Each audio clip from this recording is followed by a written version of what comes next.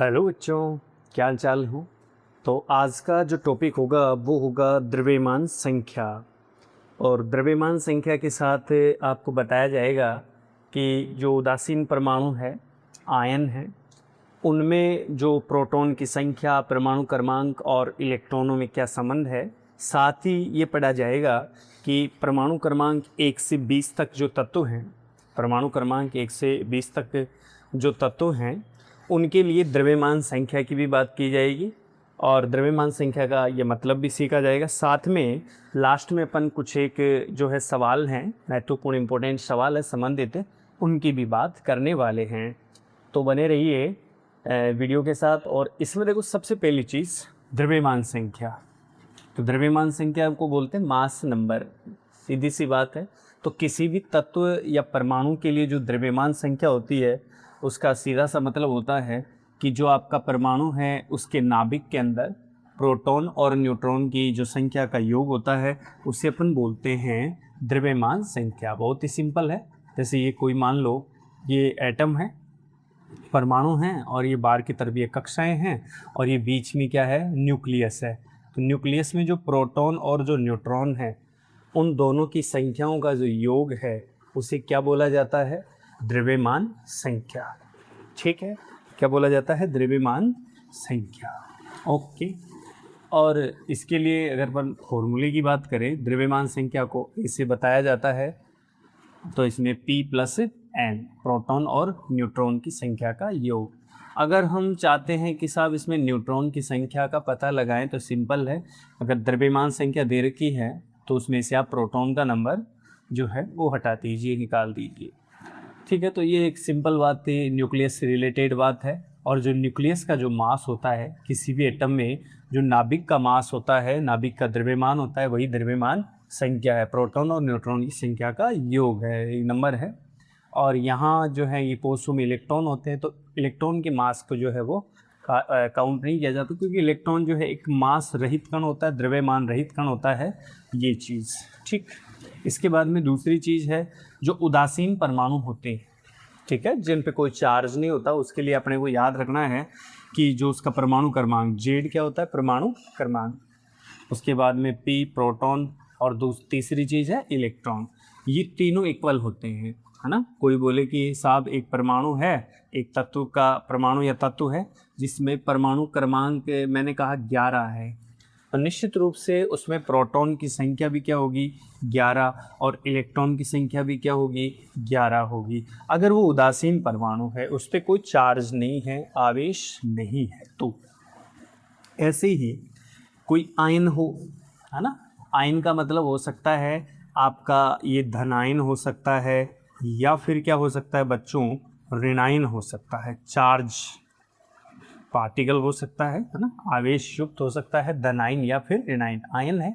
तो इसमें एक देखो, Z और P तो इक्वल रहेंगे, परमाणु क्रमांक और प्रोटॉन तो एक ही चीज़ होती है, क्योंकि जो भी अपन बात करते हैं, अगर किसी भी परमाणु के साथ छेड़खानी करनी है तो केवल इलेक्ट्रॉन के साथ की जा सकती है। कक्षाओं में रहने वाले इलेक्ट्रॉन कम ज़्यादा करे जा सकते हैं, लेकिन प्रोटॉन जो कि नाभिक में रहते हैं, उनके साथ कोई छेड़खानी नहीं की जा सकती।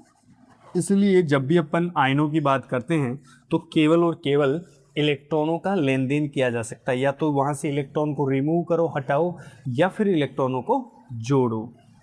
ठीक है, ये चीज़ क्लियर, क्योंकि ये भी अपन जो क्वेश्चन करेंगे उनमें भी ये काम आने वाली है। ऐसे ही अगली चीज़ देखो, एक इसमें अपन जो पढ़ने जा रहे हैं वो है एटॉमिक नंबर 1 से 20 तक जो तत्व आते हैं, यानी हाइड्रोजन से लेकर कैल्शियम तक जो तत्व हैं, उनमें हम बात करेंगे द्रव्यमान संख्या की वैल्यू की, कि द्रव्यमान संख्या का मान कितना है। और साथ में पढ़ने वाले हैं हम प्रश्न, क्वेश्चंस करेंगे कुछ एक जो रिलेटेड होंगे इन्हीं से। ठीक है, ये चीज़। तो स्टार्ट करते हैं हम द्रव्यमान संख्या की वैल्यू से। मान क्या है देखो, और कैसे उसको रख रहे हैं, क्या तरीका है, प्रोटॉन न्यूट्रॉन का क्या रोल है। तो एक तरफ तो यहाँ हम तत्व की बात करें, फिर जो भी तत्व है वो रख दिया जाएगा, तत्व का परमाणु। और एक तरफ यहाँ मैं बात कर रहा हूँ बच्चों प्रोटॉन प्लस न्यूट्रॉन, दोनों को संयुक्त रूप से प्रोटॉन बोले तो P और न्यूट्रॉन बोले तो N। और यहाँ बात करने जा रहे हैं द्रव्यमान संख्या की, द्रव्यमान संख्या यानी मास नंबर की, जो कि ये A से बताया जा रहा है। क्लियर? यहाँ से देखो एलिमेंट्स की बात अपन करें, ये ठीक है। तो देखो तत्व यहाँ रखने हैं अपने, साथ में उनके परमाणु क्रमांक रख सकते हैं, लेकिन चूंकि देखो प्रोटॉन का नंबर यहाँ आ रहा है, इस वजह से अभी मैं प्रोटॉन का जो नंबर रखूँगा वही उसकी जो है परमाणु उसका क्रमांक बन जाएगा, परमाणु क्रमांक। हाइड्रोजन है, helium, lithium, beryllium, boron, carbon, nitrogen, oxygen, fluorine और नियोन तक लिखता हूँ।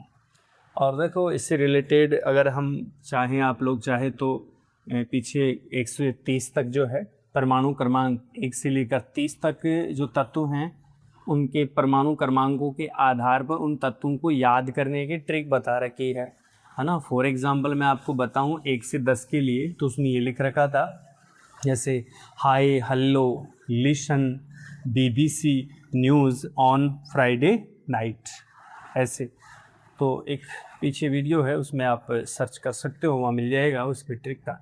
और यहाँ से देखो प्रोटॉन का नंबर तो वही तो होता है ना, Z ही तो, यानी प्रोटॉन नंबर वास्तव में बच्चों क्या है, Z है, परमाणु क्रमांक है। तो एक काम करता हूँ मैं सबके लिए परमाणु क्रमांक लिख देता हूँ, यानी मैं प्रोटॉन लिख देता हूँ 2, 3, 4, 5। तरीका समझ लो यहाँ कैसे याद रखोगे, 7, 8, 9, 10।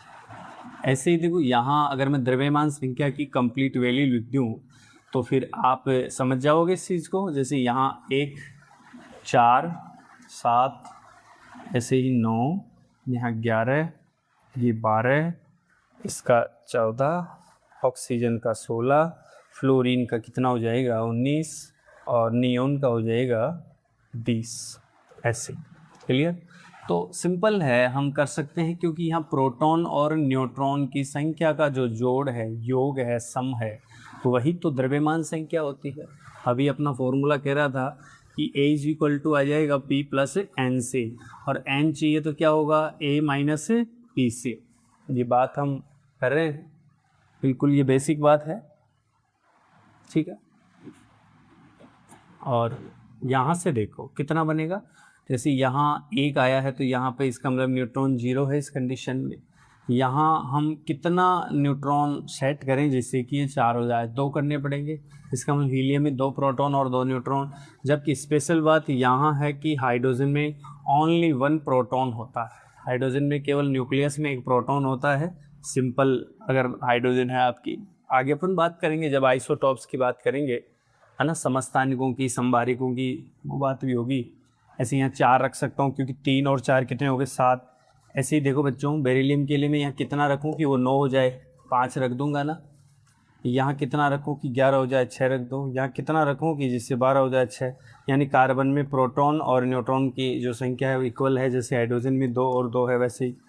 ऐसे ही नाइट्रोजन में 7 और यहाँ भी क्या हो जाएगा 7। ऐसे ही ऑक्सीजन में 8 और यहाँ भी 8 हो जाएगा। यहाँ फ्लोरीन में कितना है 9 और यहाँ हो जाएगा 10, यहाँ भी 10, अपने आप ही 20 हो जाएगा। और इसी टाइप से जो है हम सोडियम से लेकर कैल्शियम तक भी बात कर सकते हैं। जैसे यहाँ सोडियम, फिर मैग्नीशियम है, एल्युमिनियम है, silicon, phosphorus, sulphur, chlorine, argon, potassium और कैल्शियम, यहाँ भी हो जाएगी वही बातें। ये एलिमेंट है, तत्व है। यहाँ से P प्लस N की बात करोगे और यहाँ A की बात करोगे, ठीक है। तो देखो P प्लस N में क्या, पहला काम क्या करो, देखो द्रव्यमान संख्या, जैसे प्रोटॉन की संख्या तो सबको याद ही है, परमाणु क्रमांक 11, ये 12, 13, ये आपका 14, 15, 16, 17, 18 और 19, 20 ऐसे। और प्लस में आपका न्यूट्रॉन हो ही जाएगा, कितना आएगा वो प्लस न्यूट्रॉन, ऐसे कर लो। देखो द्रव्यमान संख्या को कैसे, सोडियम के लिए द्रव्यमान संख्या याद रखनी होती है 23, मैग्नीशियम की होती है 24, एल्यूमिनियम 27, सिलिकॉन 28 होता है, फास्फोरस 31, सल्फर 32, ये वैल्यू याद रखनी है द्रव्यमान संख्या मास नंबर के लिए। क्लोरीन के 2 आइसोटोप होते हैं 35 और 37, तो दोनों को रखना पड़ेगा यहाँ, क्योंकि नेचर के अंदर जो है क्लोरीन 35 की भी जो है मात्रा होती है और 37 की, क्योंकि 35 जो होता है वो लगभग 75% होता है, जबकि क्लोरीन 37 होता है ना, वो आपका 25% होता है। ऐसे ही यहाँ आर्गन होती है 40, पोटेशियम 39 होता है और वही कैल्शियम 40 होता है। इसके आधार पर हम न्यूट्रॉन सेट कर सकते हैं कि हम कितने यहाँ न्यूट्रॉन जोड़े प्रोटॉन में, जिससे कि वो 23 हो जाए। यहाँ 12, तो सोडियम में 11 प्रोटॉन और 12 क्या है, न्यूट्रॉन है। मैग्नीशियम में 12-12 का रह जाएगा, यहाँ 13-14 हो जाएगा, ये भी 14-14, ये 15-16 और ये 16 इक्वल है प्रोटॉन और न्यूट्रॉन। सल्फर में क्लोरीन के लिए एक स्थिति तो ये है कि अगर 35 वाला है तो इसमें कितना रखोगे, 18, और अगर यहाँ से कोई 37 की बात करता है ना, तो 37 वाले के लिए कितना यहाँ रख दोगे, जिससे कि वो आपका कितना बन जाएगा। देखो यहाँ तो 18 और 17 कितना हो गया, 35, लेकिन अगर यहाँ पे हम 20 रखते हैं तो वो चीज़ कितनी हो जाएगी, 37। ऐसे ध्यान रखना है। तो या तो 18 है या फिर 20। 18 है तो सीधा 35 होगा, सही है, और 20 हुआ तो 37 होगा, क्योंकि 17 में जोड़ना है दोनों को, वो चीज़ है। ऐसे ही और जब इसका अपन एवरेज, औसत वगैरह ये जब निकालते हैं तो उसका जो लास्ट में फाइनली एक नंबर, वैसे पूर्णांक राशि नहीं है वो, फिर उसके परमाणु द्रव्यमान के हिसाब से बात करते हैं तो 35.5 आती है, ठीक है। पर हम यहाँ फिक्स नंबर की पूर्णांक की बात करें, क्योंकि ये द्रव्यमान संख्या की बात है, तो यहाँ स्पेशली अलग अलग समस्थानिकों के लिए फिर अलग अलग रखा जाता है। तो ऑर्गन 18 है, 40 है, तो यहाँ पे इसका 20 न्यूट्रॉन, इसमें कितने, इसमें भी 20 न्यूट्रॉन, क्योंकि 19 और 20 39 ही होगा, और यहाँ कितने 40 बनाने के लिए 20, ठीक है। तो ये एक चीज़ जो नंबर है वो है, हालांकि यहाँ कोई कॉन्सेप्ट, जो कॉन्सेप्ट की बात है वो तो ज़्यादा है नहीं, बस ये ध्यान रखना होता है कि प्रोटॉन और न्यूट्रॉन का जो योग है वो द्रव्यमान संख्या होती है। क्लियर है, ये चीज़ आप नोट करके रखो।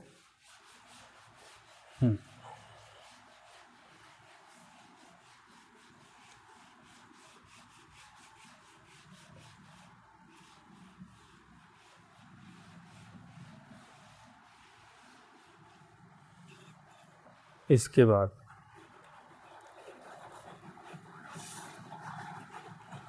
बाद में जो बात थी अपनी, वो क्वेश्चन से रिलेटेड बात थी। और जब भी अपन क्वेश्चंस की बात करते हैं रिलेटेड, इससे रिलेटेड एक चीज़ तो ये ध्यान रखनी है कि हमें तत्व का जो प्रतीक है उसको रखने का एक तरीका अपने पास होना चाहिए। पहले भी बताया जा चुका है, किससे जो पहले वाली वीडियो है उसमें, यहाँ Z रखा जाएगा और यहाँ A रखा जाएगा। Z मतलब वही परमाणु क्रमांक, क्योंकि Z बोले तो प्रोटॉन बोले, क्लियर है मामला ऐसे। और जब अपने को कोई तत्व के प्रतीक में ऐसी वैल्यू देता है, उसके आधार पर वो अपने को द्रव्यमान संख्या भी पूछता है, प्रोटॉन की संख्या भी पूछता है, साथ में न्यूट्रॉन की संख्या और इलेक्ट्रॉन की संख्या की बात भी करता है। तो इसके लिए देखो, जैसे अपना कोई भी सवाल हो और मैंने तत्व के प्रतीक को बता दिया इसे, तो अपने को कोई दिया है इसने, है ना, जैसे यहाँ से ये तो बात हो ही रही है, क्वेश्चन में दिया भाई कि कोई तत्व ये आपका है, मैंने कहा सोडियम है साहब, छोटा भी ले सकते हो, कार्बन ले लो पहले, ओके, C6 और यहाँ है 12। इसके आधार पर वो जानना चाह रहा है कि एक तो उसमें उसको Z बताओ, परमाणु क्रमांक बताओ, एक उसमें उसको प्रोटॉन बताओ, और क्या बताओ, देखो उसके अंदर एक द्रव्यमान संख्या बता दो, और एक न्यूट्रॉन की बात भी कर रहा है, फाइनली इलेक्ट्रॉन की बात भी कर रहा है वो, ठीक है ना, इलेक्ट्रॉन की बात पर कर रहा है। और एक चीज़ ये निश्चित है कि यहाँ कार्बन जो है ना बच्चों, वो है उदासीन। कार्बन कैसा है, उदासीन नेचर का है, आपका कार्बन है उदासीन नेचर का, ठीक है, न्यूट्रल है। और उदासीन जिसकी नेचर होती है, परमाणु उदासीन है, तो इसका मतलब उसमें प्रोटॉन, अभी पढ़ा था ना, प्रोटॉन और क्या, पहले आप जेड कर दो, परमाणु क्रमांक, प्रोटॉन और इलेक्ट्रॉन का नंबर क्या होगा बच्चों, सेम होगा। क्लियर है ये बात? उदासीन में Z is equal to p is equal to e electron. तो उदासीन है तो तीन चीज़ों को तो वैसे भी आप फिक्स कर दो, P और E। क्लियर? ये कितना, देखो जो तत्व के यहाँ लगा रहता है, देखो ये तत्व का प्रतीक कार्बन है, इसमें 6 यहाँ लगा हुआ है, इसका मतलब ये ZP है।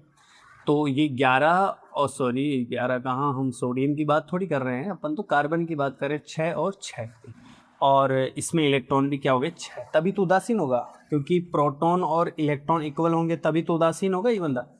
अच्छा, द्रव्यमान संख्या यहाँ ऊपर लिखी रहती है, ये तो टिप्पणी का काम है सीधा। ये लो, अब न्यूट्रॉन में क्या है, तो फिर न्यूट्रॉन का तो मतलब तुम जानते ही हो, neutron is equal to A minus p. A द्रव्यमान संख्या ये है, mass number 12 minus p, proton कितना है 6, कितनी आ गई न्यूट्रॉन की संख्या 6, है कि नहीं बोलो? आसान चीज़ है बिल्कुल, ये चीज़ है। इसके बाद में और भी सवाल हो सकते हैं अपने, ठीक है? एक और आप ले लो, देखो यहाँ से, और मैं बात करता हूँ सोडियम से, वही चीज़ें सब 11 और 23, बिल्कुल आप ये सब बता पाओगे कि इसमें कितने जो हैं, जेड का मान कितना है, ये सब चीज़ें, यानी जेड पी ए एन और ई, ये चीज़ है। ऐसी स्थिति में बच्चों जेड यहाँ दिख रहा है सब 11, क्योंकि ये उदासीन है, तो आपने तो समझ रखा है Z is equal to p, है ना, इज इक्वल टू ई, ये सब सेम होते हैं। तो ये 11 और इलेक्ट्रॉन भी कितने कर दूंगा 11। ओके, द्रव्यमान संख्या दिख रही है टीपो 23, न्यूट्रॉन कितना है 23 में से 11 गया तो कितना बचा 12 बचा, ऐसे करो, ये चीज़ अपने पास आई। अच्छा, इसके बाद में कई बार क्या है कि आपका जो ये परमाणु हैं, ये तो उदासीन अवस्था में है, लेकिन हो सकता है कई बार ये आयनिक अवस्था में भी हो सकता है। तो ऐसी स्थिति में हम क्या करें, देखो यहाँ से करता हूँ मैं ये तीसरा, जैसे अपने पास है Na+ है, ठीक है, और Na+ और यहाँ 11 और ये 23 लिखा हुआ है। जब भी प्लस लगता है तो बच्चों इलेक्ट्रॉन की होती है कमी, ये चीज़ इससे जस्ट पहले वाले वीडियो में बात करी हमने, वहाँ आप सीखना। तो अगर प्लस का 1 आता है, इसका मतलब 1 इलेक्ट्रॉन कम है पहले की तुलना में। यहाँ से देखो क्या क्या चाहिए, 2 3 4 और 5 बातें। इसके अंदर देखो कौन कौन सी चीज़ें, जेड पी और ए एन और ई। क्लियर? तो अब उदासीन नहीं है, ये तो एक आयन है बच्चों। तो आयन में हम जानते हैं कि Z is equal to p तो सही है, बट इलेक्ट्रॉन डिफरेंट होगा। जबकि धनायन होता है तो धनायन में भी प्लस का 1 है, तो इसका मतलब है कि प्रोटॉन की संख्या से क्या होगा, 1 कम इलेक्ट्रॉन होगा धनायन होने की वजह से। तो नॉट इक्वल इलेक्ट्रॉन इसके इक्वल कभी नहीं होगा। तो यहाँ से जेड यहाँ दिख रहा है 11, प्रोटॉन भी कितने 11, बट इलेक्ट्रॉन कितने आएंगे 10 आएंगे, 1 कम पड़ेगा प्लस होने की वजह से। द्रव्यमान संख्या ये सब आपकी वैसे ही रहने वाली है। 23 में से 11 गए तो कितने बचे 12, ऐसे।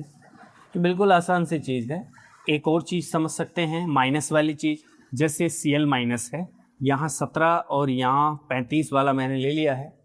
तो ऐसी स्थिति में भी वही बातें हैं सब, Z P A N और E। भैया ये आयन है, हाँ जी सर आयन है। ये तो आयन में Z और P तो होते हैं equal, but electron is not equal.